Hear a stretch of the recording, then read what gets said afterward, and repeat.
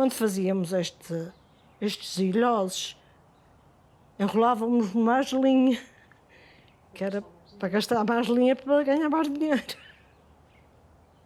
São mãos que têm ficado na penumbra, que têm ficado porque trabalham num espaço essencialmente doméstico, têm sido esquecidas ou voluntariamente até postas de lado e até menorizado.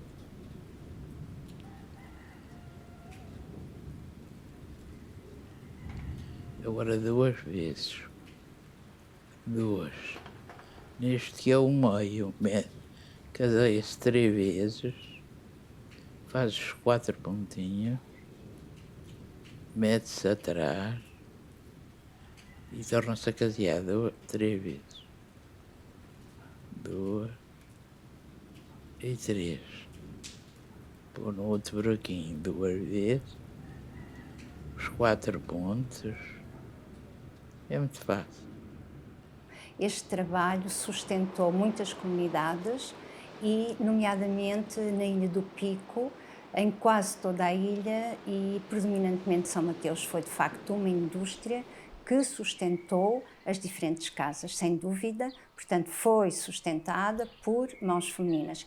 É evidente que a ajuda e a colaboração do homem é importante, mas havia nesta ilha, e em São Mateus, como digo, circunstâncias específicas que fizeram com que este trabalho fosse fundamental para a sobrevivência da comunidade. Todas as casas faziam renda, não sei bem quantas, mas aí umas 50, menos não, toda a gente trabalhava, fazia renda e era o mais que podia trabalhar, havia muita saída às rendas. Quando fomos à terceira, de visita ao meu tio, e ele tinha um café na loja que vendiam muitas rendas também aos americanos.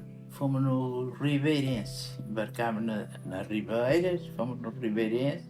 As rendas foram dentro de um boneco em talho de elefante. É proibido? Era proibido, olha, era proibido para a gente não pagar impostos. Mas eu também na altura pensava que era proibido, mas é que a gente podia ir para a cadeia, não, não era com medo de pagar o dinheiro, era de ir para a cadeia.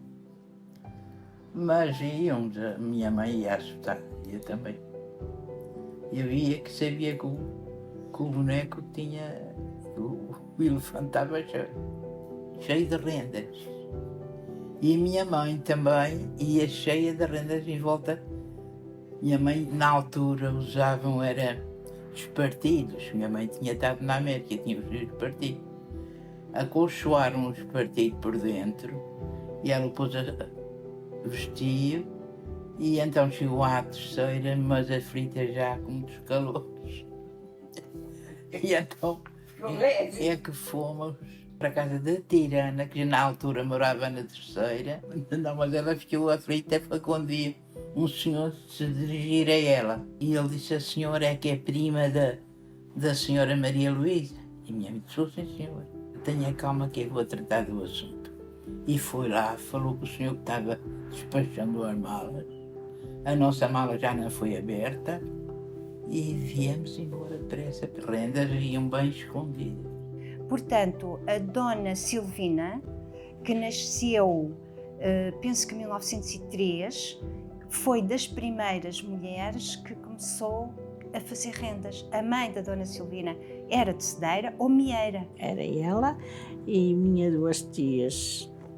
Uma era surda-muda e a outra fazia crochê, não era normal. E a minha avó nunca a vi fazer renda, ela fazia era meias de lã de tecia.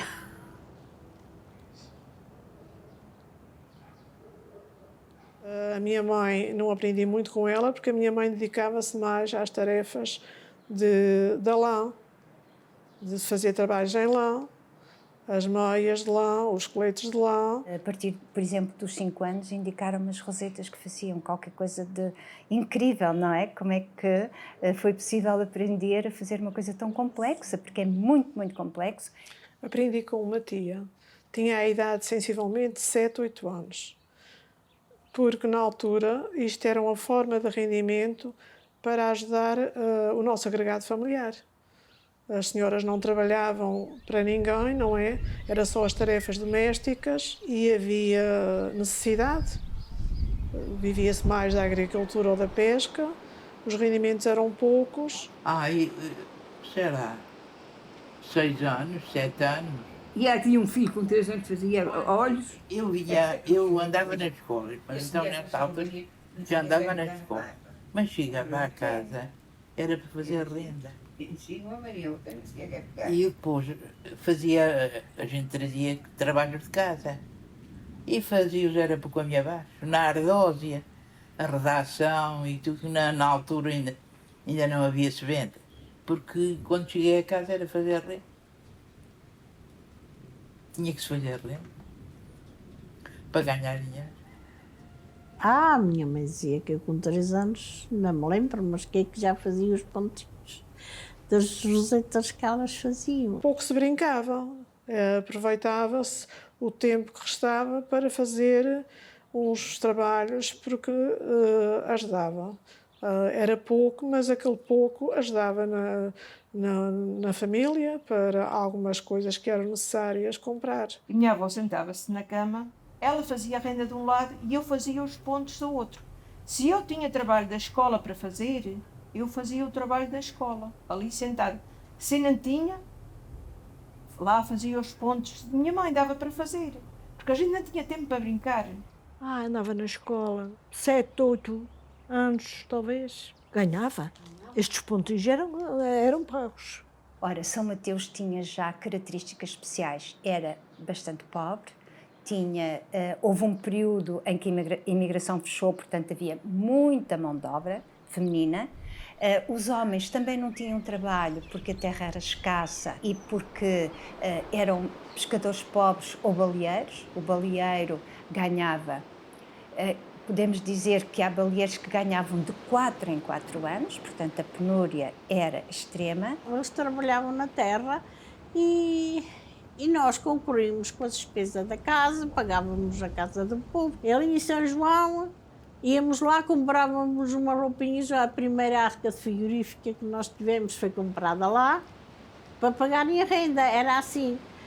Aí na prainha, em São Caetano, era por dinheiro. E a Senhora Rosa Garcia também, a Senhora Conceição, mas já na Candelária nunca vinha dinheiro. Mandávamos as rendas numa caixinha, na caminhoneta para lá, já estava combinado para ser assim. Porque primeiro íamos lá fazer as compras, ficava lá marcado, e mandávamos a renda e elas descontavam na importância que estava lá. Na caminhoneta seguinte, eles mandavam a caixinha com a renda para cá para nós fazermos. Íamos concorrendo com tudo. E o dinheiro que eles apuravam das uvas, porque também tinham muitas vinhas, fazíamos o vinho na adega, era diferente. Tivemos anos a fazer 18 pipas de vinho. Era muito vinho. Esse dinheirinho nunca era gasto na casa, era para termos à parte, ou para comprar mais terrenos, ou para pôr no banco guardado para uma necessidade. E eu, a minha mãe, é que concorríamos com a despesa da casa, com os meus filhos e tudo. Olha, até quando havia chuva, os homens iam para a cozinha. Mas nós... Porque a gente, se fizesse renda, ganhava um dia de trabalho, quando era assim, naqueles ilhosos. Fazia-se um novelo depressa, a gente enrolava era nestes pauzinhos. 13, 14, 15, 16, 17, 18, 19, 20, 21, 22, 23. Já não iam trabalhar, mas a gente ganhava eles faziam na cozinha e a gente fazia renda.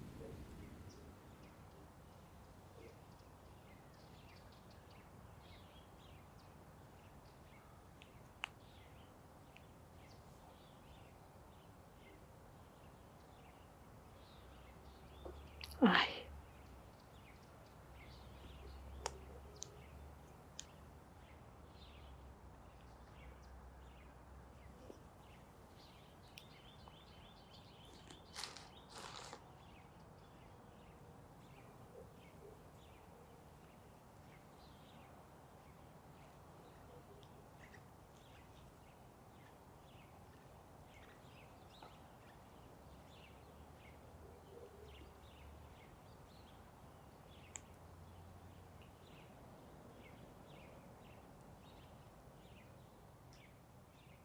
Este pau é necessário para eles ficarem todos do mesmo tamanho, porque havia pessoas que não tinham pau e enrolam no dedo, assim, fazem assim, mas não sei, às vezes não sai sempre o mesmo tamanho. Olha, enrolam assim. Nem sequer contei. Não havia profissões, tinham trabalho, mas era um trabalho mais relacionado com o trabalho doméstico da casa, não é? A limpeza da casa, a comida, a lavagem de roupa, que era tudo à mão, não havia máquinas, a lavar as casas, de escova no chão. Havia muito trabalho, mas era um trabalho que não dava rendimento. Não é? Era a única, não havia outra profissão que as mulheres se pudessem dedicar. De verão elas iam trabalhar para a vinha das casas, para a apanha dos filhos. É muito fácil para quem vê bem e tem as mãos seguras.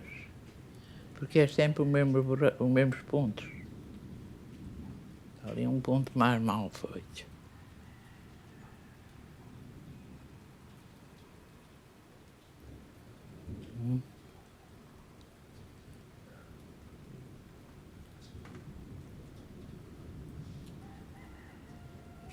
Dois. Este é o da meio. 3. Depois 3. 4 pontos. Metes atrás. Casais de três. 2. 3. 2. 2, 3, 4. E com renda sempre se ganhou pouco, porque nos lojas faziam novelo depressa, mas se fossem rosinhas, levava-se muito tempo a fazer um novelo. Faziam blusas, minha mãe fazia, bem linda. E a senhora também não chegou a fazer. Ela comprava a linha, que era distribuída às mulheres, consoante um preço, era tabulado o novelo. Era 20 euros, 20 escudos. O cru era 20 e o branco 21. Se a renda levou 8 novelos, ela fazia a sua conta e entregava o dinheiro à senhora. Não, e ela fazia de cálculo mental, então. Ela fazia as suas contas de cálculo mental. Às vezes fazia-se marca um novelo por semana. E conforme as horas que a gente sentasse.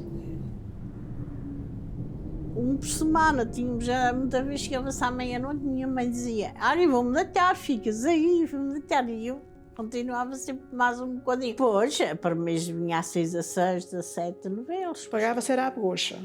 Agora, mais tarde, mas muito mais tarde, até já praticamente não fazia renda, já estava a trabalhar por conta de outrem, é que se começou a fazer a renda pelo valor, isto é, por cada conjunto.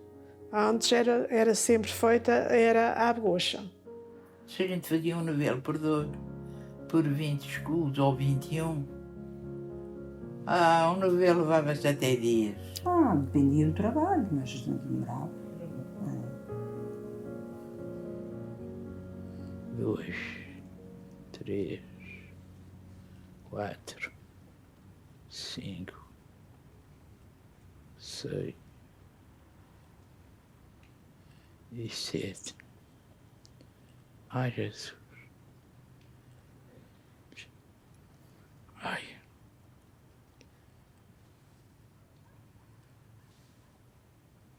Ai, já estou aqui enganado. 1, 2, 3, 4, 5, 6, 7, 8,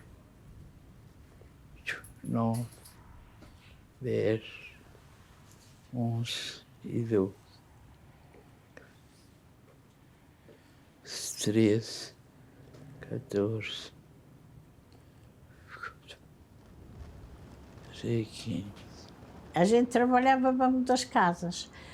Tínhamos uma empreitada, eu e a minha mãe, de fazer um jogo um jogo não era como agora 3 peças, já antigamente era 5 peças, um maior e 4 pequenos. Fazíamos havia o Senhor de Alberto e São João, estava ainda para fazer, e ali na Candelária, chamava uma loja de Francisco do Alto, e elas compravam essas rendas e mandavam para fora. Às vezes também recebíamos encomendas da horta de uma senhora Helena, também aqui para a senhora Rosa Garcia. Depois, mais tarde, é que a senhora Conceição, ali ao passo, é que também começou a dar rendas, porque de princípio era a mãe, a senhora Isabelinha, mas nunca trabalhámos para a senhora Isabelinha, foi mais tarde para a senhora Conceição. Era a canhota, mas a canivete pagavam quando queriam.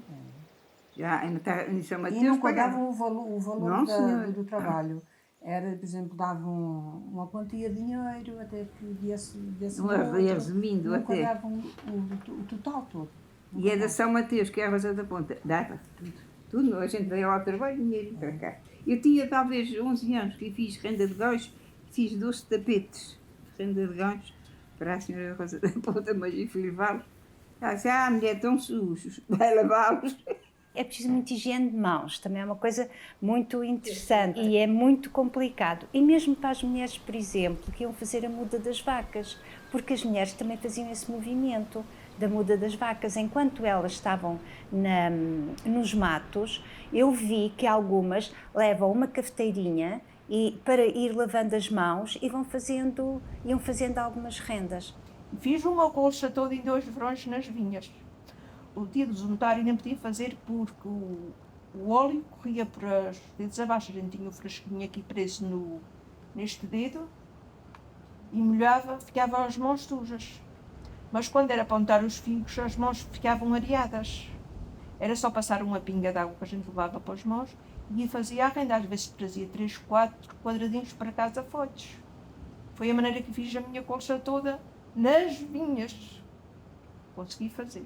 Pois, tinha que ser, não havia luvas para fazer essas coisas, não. Lavava-se as mãos, areava-se bem areadas com limão. O limão areia muitas mãos, o limão francês, o limão tangerino. A gente cortava o limão ao meio e areava para ficar bem areadas. 16, 18, 19 e 20, 21, 22 e 23 e 24. Olha, aqui tenho 3, os 3 do cabo de cima.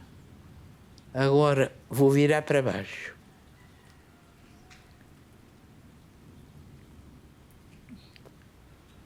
Agora começo a encher para baixo. 1, 2, 3, 4, 5, 6, 7, 8, 9, 10, 11 e 12.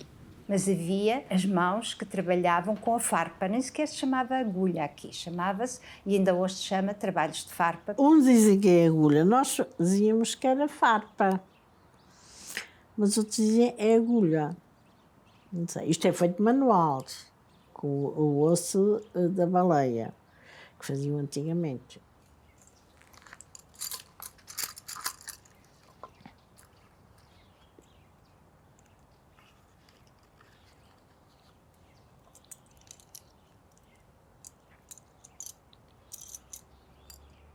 Aqui tem 9.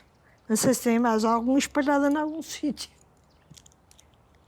Já tive mais. Isto depois vão partindo e depois a gente mandava, às vezes, é como lhe disse, esta que já está assim feita mais curtinha, isto depois fica muito curta demais e a gente mandava, aproveitava o cabo e mandava meter uma verga nova aqui. Não é qualquer verga, porque não pode ser uma verga muito mole, porque fica maleável, não dá. E mesmo nestas barbas, a gente chama a barba da farpa, que é esta cabecinha, ela Até havia mulheres que sabiam fazer. Com as varetas dos chapéus de chuva, limava para fazer a ponta da farpa. Tinha uma tesoura grande de costura e metia esta verga lá no intervalozinho e dava-lhe um jeitinho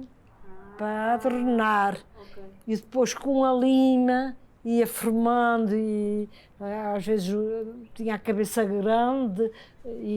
Eu acho que é estas, porque as de fora só o número 50, mas ainda, porque há o 60, mais para a linha 20, mas o número 50, as agulhas industriais, é o número 50 que é equivalente a esta, assim, que é pequenina. Quando o dedo fura, às vezes fura mais abaixo ou mais acima, fura e corre sangue. Há pessoas que usam madeira, fazem com plástico. E quando magoava, a gente tinha uma dedeira. Olha, eu ainda às vezes só à noite faço. Olha, tenho ali um lenhozinho.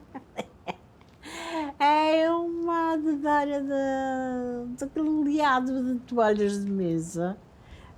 A gente cortava os bocadinhos de galoleado e cozia por dentro, fazer uma costura, chamava-se dedeira, a mais larga para dentro, a mais apertada para ali. Nas rendeiras, que olhavam com tanta ternura para uma folha, para uma flor, para uma planta, que faziam-na e davam-lhe precisamente esse nome, como amora, como rosa disto, rosa daquilo, folha disto, folha daquilo. E mais, normalmente estas rosetas, como se chamam ou chamavam, elas não tinham nome de mulher e, curiosamente, em São Mateus foi criada uma indústria caseira, quer dizer, cada mulher ia se especializando numa roseta. Quantas mais fazia, mais depressa fazia. Quanto mais depressa fazia, mais novelos fazia e mais ganhava. Portanto, isto era de facto um trabalho rapidíssimo que elas faziam. Algumas delas inventaram e deram-lhes o nome precisamente das mulheres que inventaram. É muito bonito e é muito raro isto acontecer. Imitavam o que viam e depois punham o nome da flor, das rosas, a condizer com a flor, a rosa amor perfeito, que é a mais bonita de todas. É difícil, aquela rosa, é diferente de todas as rosas. Uma rosa normal é feita sempre em volta e aquela não, começa do centro e vai a haste para fora e volta ao meio outra vez. E há as hortênsias maiores, mais pequenas, há a folha da faia, há a rosa morango, que era feita no sítio da Piedade. Há a rosa maracujá, porque imita a flor do maracujá. É assim, é tudo inventado, nunca houve livros, nunca houve revistas para estas rosas. Não. Era. A gente, por exemplo, eu sei fazer isto, eu sei fazer este trabalho. Não aprendi com ninguém, é só a ver, a gente vê, compreende. A pessoa que apanhava uma amostra não queria passar à outra. E houve uma senhora que foi ao moinho e viu uma tarde fazendo no moinho, viu a rosa, veio para casa e fez a rosa e ficou a rosa pronta para outras pessoas fazerem. Porque antigamente havia um moinho ali que moía o milho para fazer a farinha e ela ia para lá com a maquia do milho porque as pessoas levavam o dinheirinho, era no lenço da mão amarradinho, não usavam carteiras, e então ela via as pontilhas de renda das outras pessoas na beira do lencinho, vinha para casa e fazia igual, copiava tudo. Era muito interessante. 5, 7, 8, 9, 10, 11, 12. Ainda leva-se um pedaço para fazer, 14. E agora vai aqui embaixo, ó, para fazer e agora vem outra vez aqui embaixo. Mesmo aquela rosa amor perfeito, agora isso é pago à rosa. Não é o novelo, porque o novelo dá muito a rosa daquela.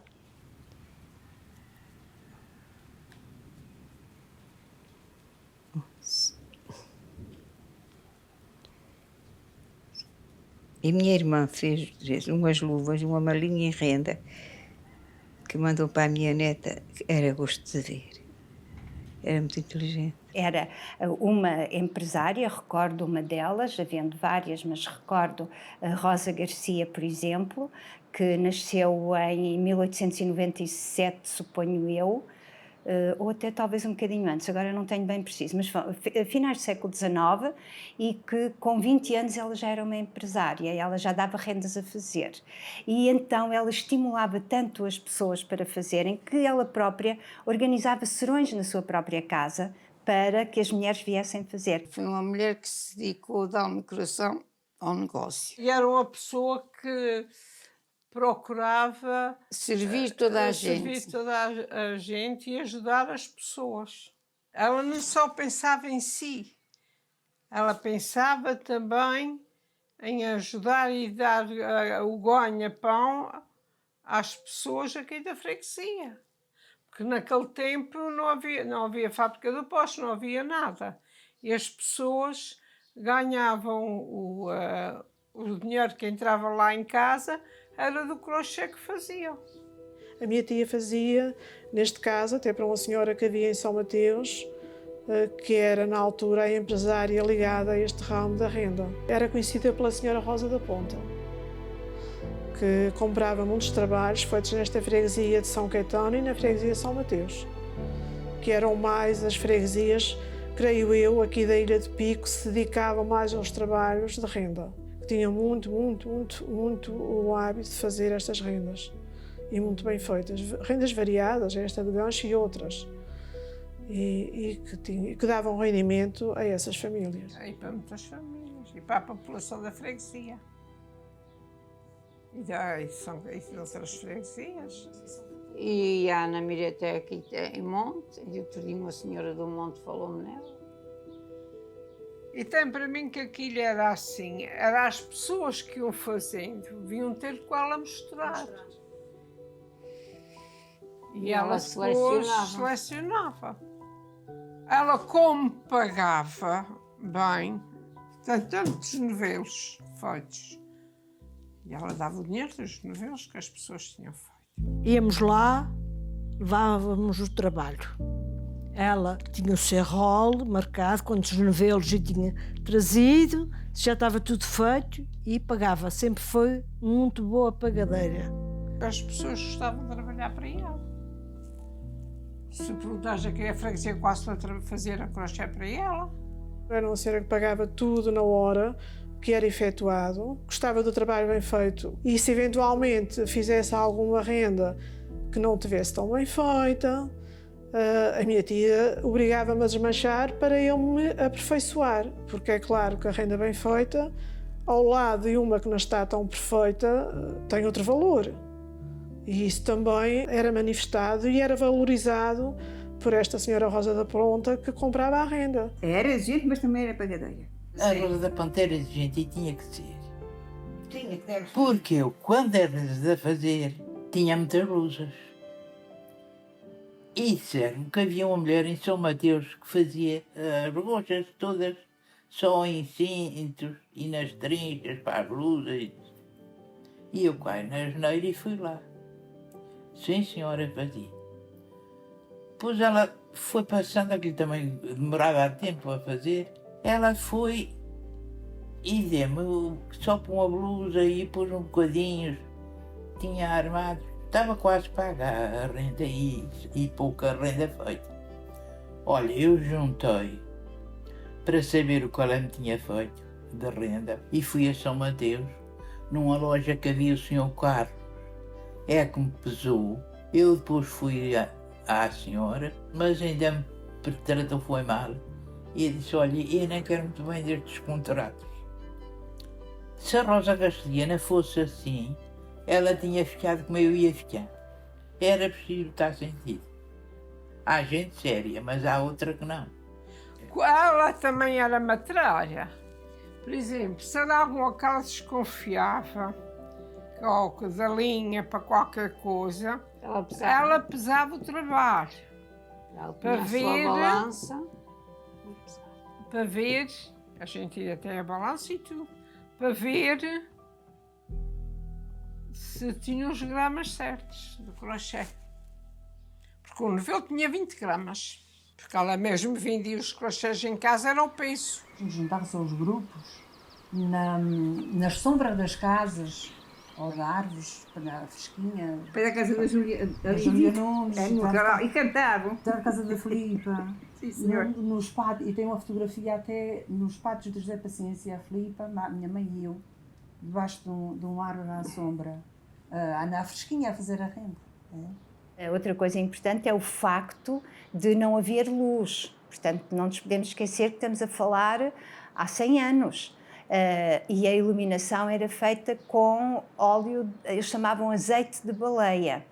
E não era barato, portanto, as mulheres que davam rendas a fazer promoviam serões para também facilitar neste aspecto a iluminação, que era pouquíssima. Depois, já à noite, juntavam-se aqui na minha casa, quando era assim para acabarem trabalhos. E há aquelas encomendas, a gente tinha que fazer serões grandes para acabar o trabalho, para a levar de manhã consigo. A levar para o feial.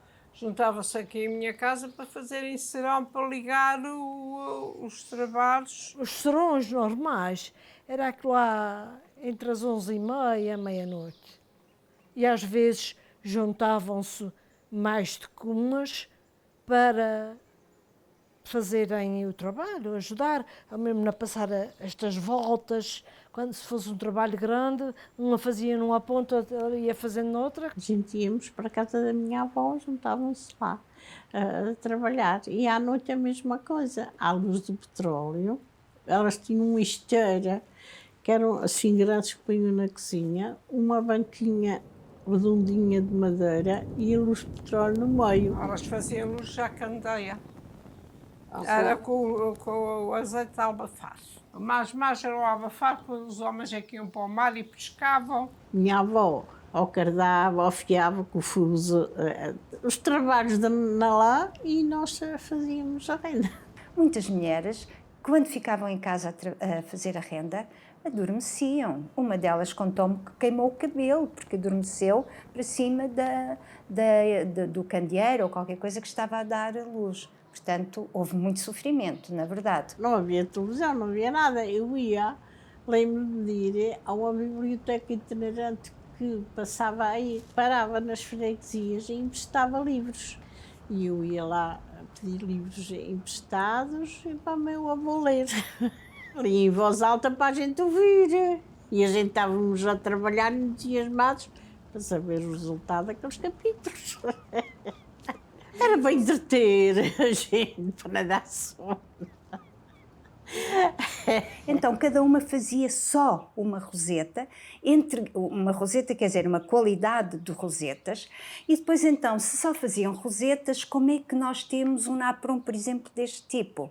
É porque outras, mais especializadas ainda, sabiam unir as rosetas e davam-lhe forma. E aí também está muito a criatividade de, não talvez da rendeira que fazia estas rosetas, mas possivelmente, como podemos ver aqui, possivelmente estaria também na criatividade destas mulheres que as organizavam de acordo com o seu gosto e de acordo também com um gosto que vinha do estrangeiro, porque é preciso não esquecer que muitas destas rendas eram exportadas. Então, a renda não significa apenas o saber fazer rápido da roseta, mas também a possibilidade, o saber uni-las com beleza e com estética. Isso nota-se aqui, mas também se nota muito nas blusas que as mulheres faziam e que eram exportadas normalmente, e nas luvas também. Eu, por mim, em casa, mas a minha mãe era assim. Ela fazia os meios, passava as voltas e eu fazia as gregas.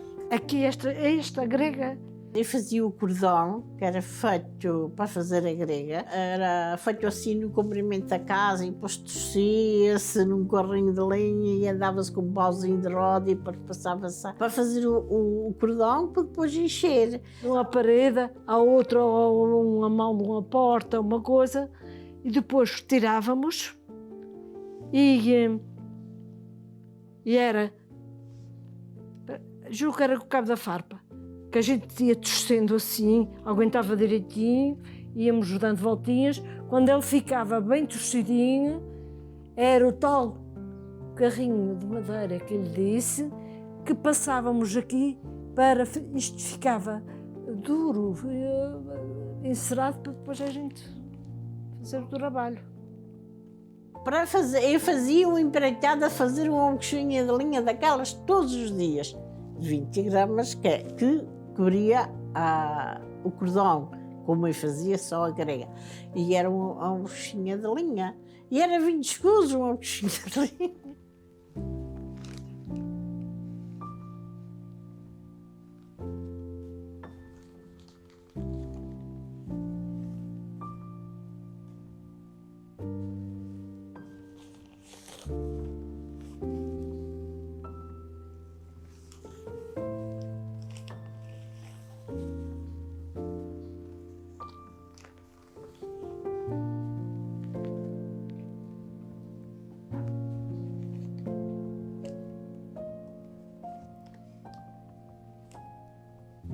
Por isso chamaram o nome de gregas a isto, porque diziam que as senhoras que ficavam gregas, de embalar os filhos, que havia aqueles berços que era com o pé, embalavam os filhos e contavam, isso é o que eles diziam, iam contando as gregas, então ficavam gregas e chamavam gregas, era uma encantação para ficar os arcos todos do mesmo tamanho. 5,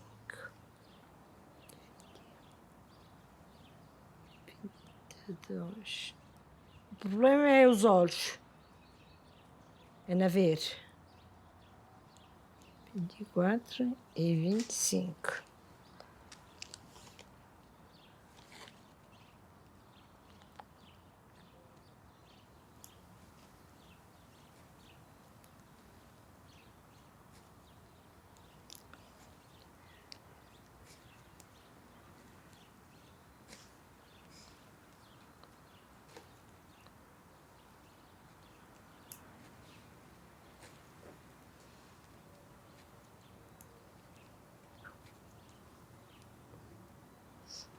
Foi grande divulgador destas rendas, Brasil, Argentina, Colômbia, por exemplo, todo o continente português também. Eu suponho que houve muitas rendas que foram para a Alemanha. Ela começou a vender rendas quando foi da Segunda Guerra Mundial.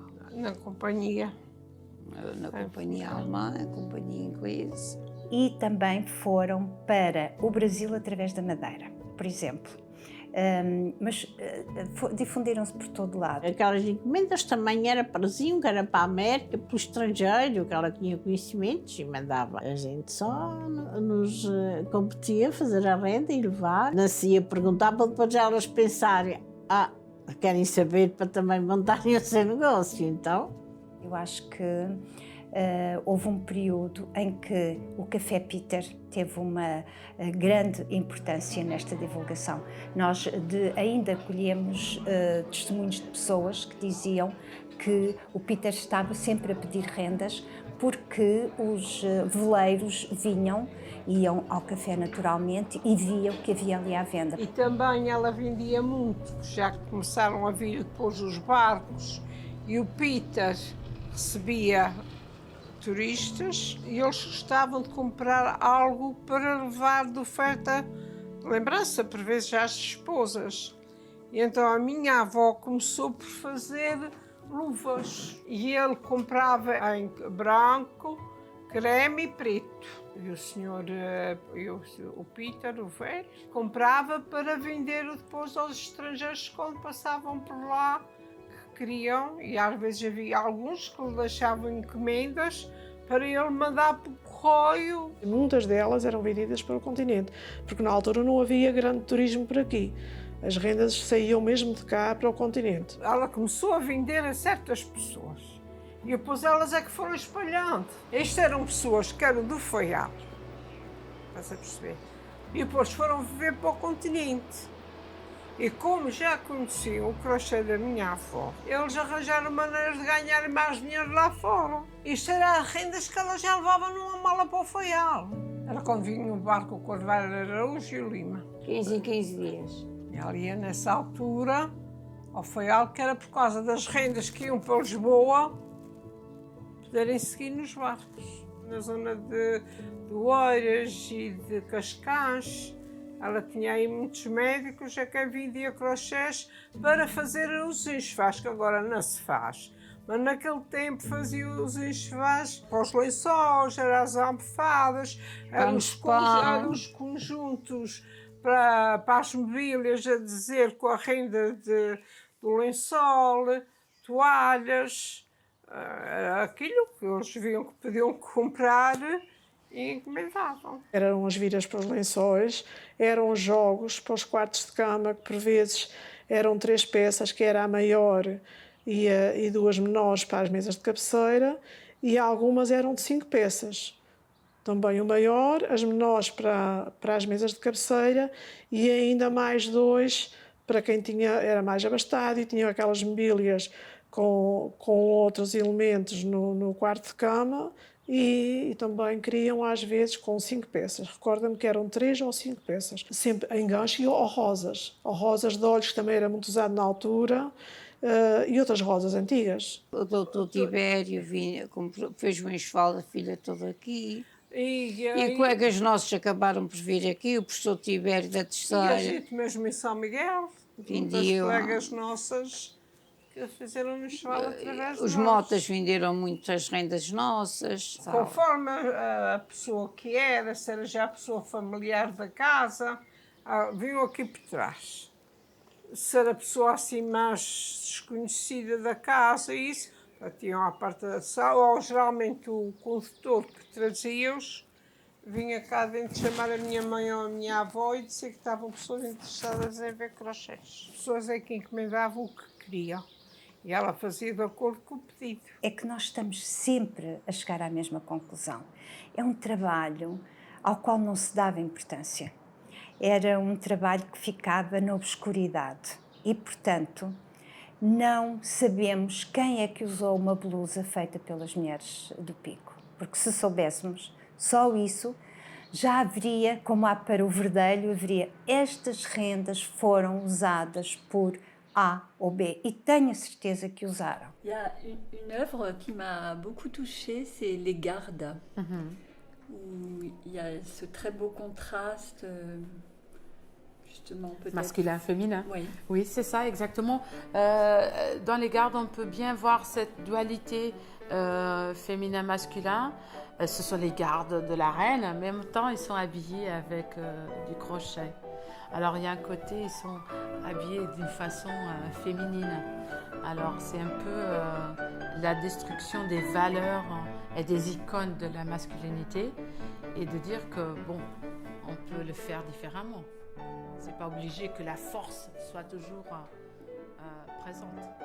Mas nós não sabíamos nada. Empregada da Joana Vasconcelos, escolheu umas peças e ele foi lá levá-las. Ao ateliê, ela deu a direção e disse: tem para cá. É que depois começaram a receber muitas encomendas. Cada desenho tinha vários tamanhos. Aqui começava de pequeninos e ia aumentando. E nós aqui é que tínhamos que organizar tudo. Eu tinha que fazer um exemplar para dar às senhoras para fazer de cada qual, porque para ser mais fácil. Porque às vezes elas não percebiam, não sei como é que eu vou fazer isto, deste tamanho. Está bem, então eu faço. Então eu fazia um exemplar de cada tamanho e dava, olha, destas é preciso tantas e daquelas é tantas. Durante um ano fez muitas encomendas, muitas, não sei dizer, mais ou menos umas 40 não. Foi. Era daqui de São Caetano, era aqui de São Mateus, era dos lados da Calheta, era das Bandeiras, tinha trabalho para todas. Eu fiz e por acaso vi pessoalmente a exposição. Até em cores, houve várias cores. E fiz umas quantas também. Esta também Tinha pretas, tinha aquela rosa vermelha que ele misturou. E era para esquecer. Era a linha vermelha, Era a linha que ela viu, tinha amarela. Várias cores. Várias cores. E fiz outras também, diferentes, pequeninas também. Foi distribuído aqui por muitas aqui na freguesia, para fazer esses trabalhos.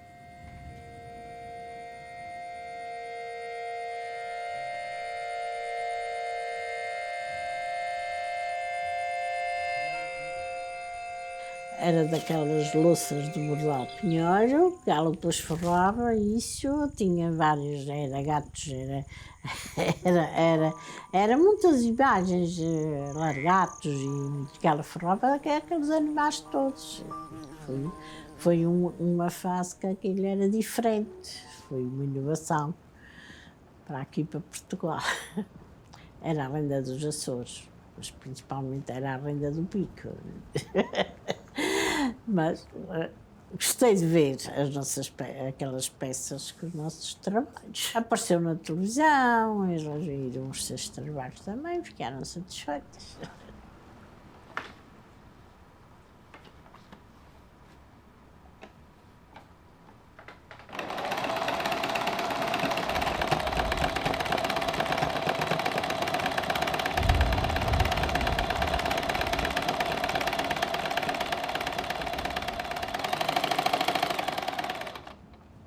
Pois é fazer aplicações, a aplicar as rendas no pano, porque havia tanta renda aí, tanta rosa solta, cachos de uva, folhas de vinho, e então eu vou aproveitando.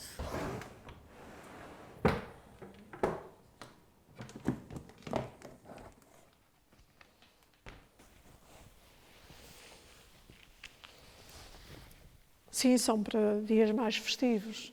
As toalhas melhores nós guardamos expressamente para isso, por dias de festa daqui desta freguesia, casamentos, batizados, primeiras comunhões, enfim, aqueles dias mais festivos que a Igreja celebra.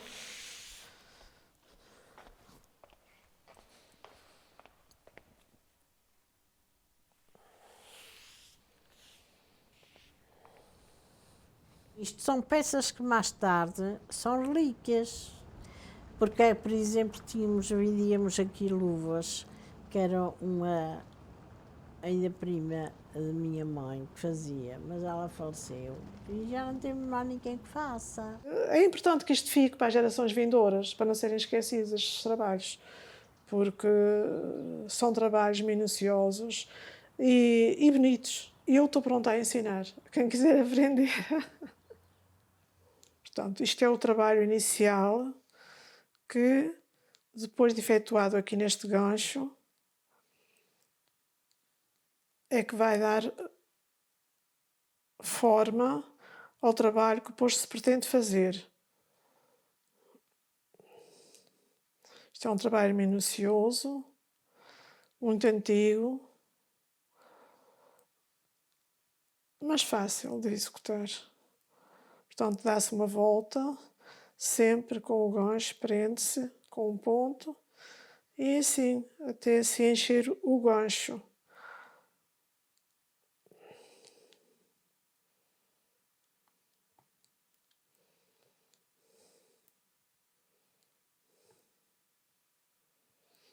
Essa volta, enfia-se a farpa nesta laça